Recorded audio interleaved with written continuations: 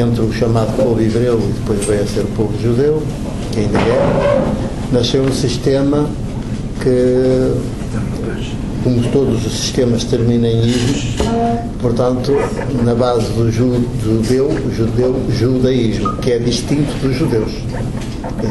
O judaísmo é um sistema de poder que tem uma ideologia pela qual se rege, que não é realidade, é a ideologia.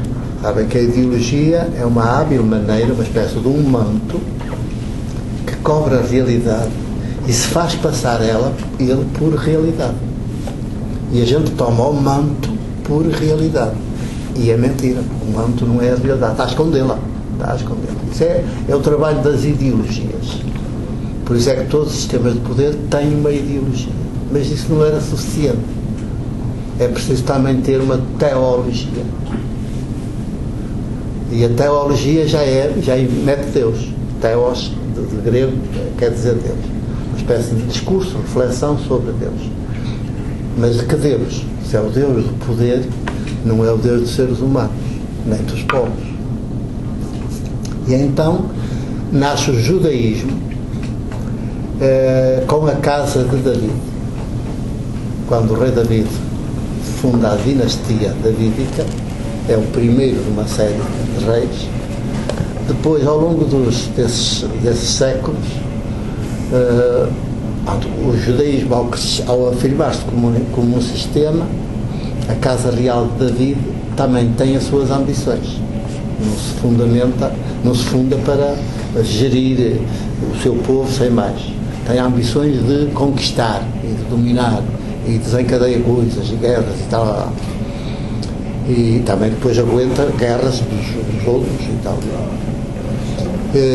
E teve logo atrelado a si os sacerdotes, que vão fundamentar teologicamente os massacres que o sistema de poder pode fazer. Portanto, os massacres abençoados pelos sacerdotes passam a ser atos heróicos em honra de Deus. E a teologia do judaísmo está consignada naquilo que chamamos na Bíblia judaica, hebraica, a escrita em hebraico. O judaísmo mais ortodoxo só reconhece os livros escritos em hebraico. Nem sequer reconhece a tradução dos 70 mais tarde, para grego, do hebraico para grego.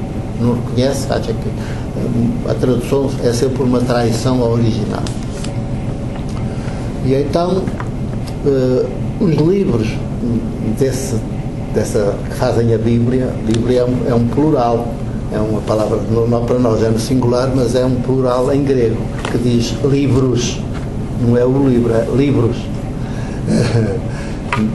Biblos e Biblia, é o singular e o plural.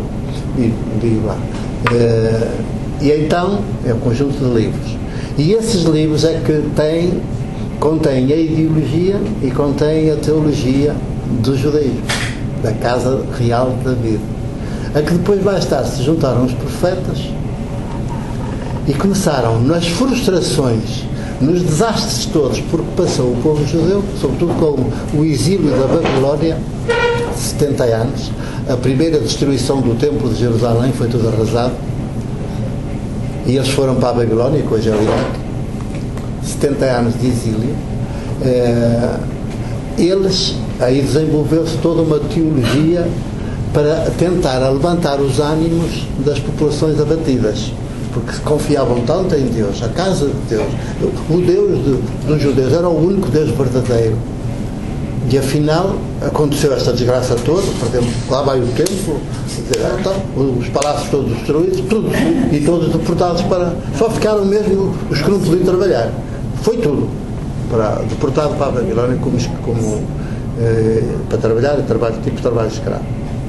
Ora bem, aí está o judaísmo, teologia, começou a projetar que no futuro viria o Salvador e que nasceria da Casa Real de David. Para afirmar bem a dinastia de David e o seu projeto de ambição política de domínio do mundo, o Estado de Israel, a dimensão sionista do Estado de Israel, é esse sonho que tem, é esse projeto que tem, de domínio total do mundo. Mas já tem a bomba nuclear, é claro, ao tempo, claro. E podem estar na origem das bombas nucleares dos outros lados. Os seus cientistas depois migram e tal, e põem-se ao serviço do outro império, do outro poder que lhes paga bem. Pronto. E então, o judaísmo tem, quando Jesus nasce, tem 1000 anos.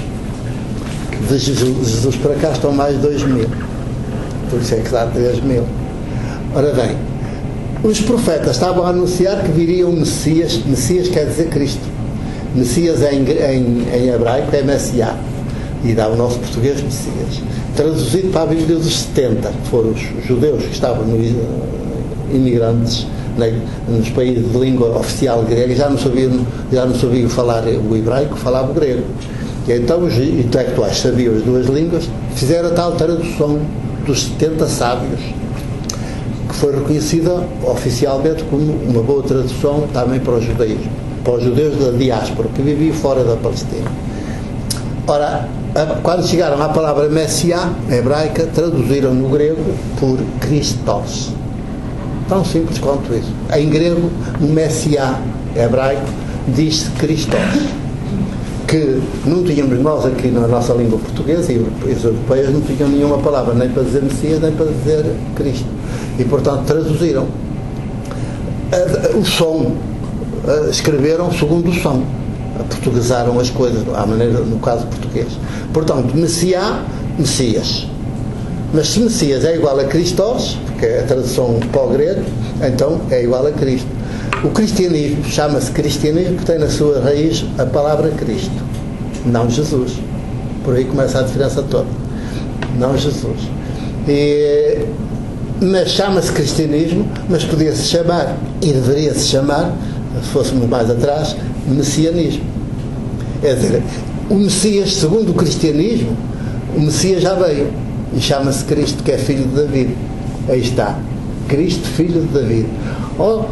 Hosanna, Hosanna, ó filho de David, gritam as pessoas quando querem uma sublevação contra o Império. Ó filho de David.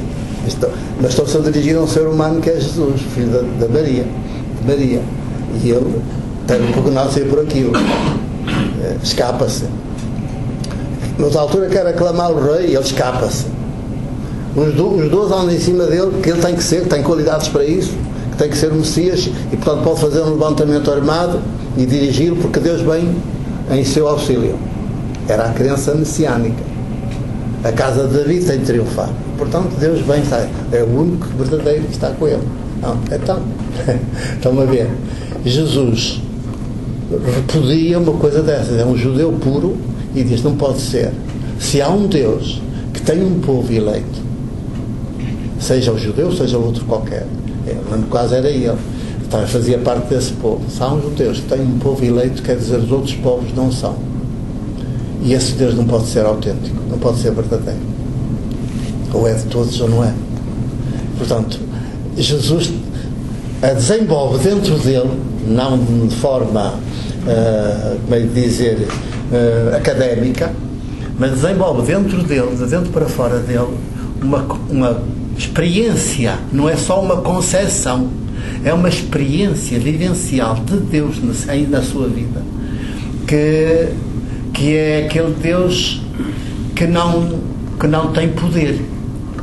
Portanto, e essa experiência de Deus, as suas práticas, cá está o pratico logo sou, as suas práticas levam-no a compreender que Deus não é igual ao Deus do judaísmo. Isto para Jesus é um conflito de consciência terrível, porque ele é judeu. E portanto, ele quando tem esta experiência, esta clarividência, o primeiro gesto de Jesus é de ir procurar as autoridades, os dirigentes do judaísmo, convencidos que lhes ia levar uma boa notícia e que ele ia ser bem acolhido. Foi exatamente o contrário. Passar logo um diálogo. E ele só não foi preso mais cedo porque andou sempre em clandestinidade. Quase sempre às noites, ninguém sabia onde ele dormia. E depois acabou por, mesmo assim, ser preso porque os seus mais próximos, que dormiam no mesmos sítios, o traíram. pessoas mais próximas o traíram. Como sempre, há sempre alguém que se deixa corromper. Quanto é que queres? Dá-nos 30 dinheiros. Na altura era bastante, significava bastante. Dá-nos 30 dinheiros. Está bem, eu entrego. Pronto. Mas quando entrega, pensam que estava com remorso de que ia fazer assim uma desgraça, um crime, um pecado. Não.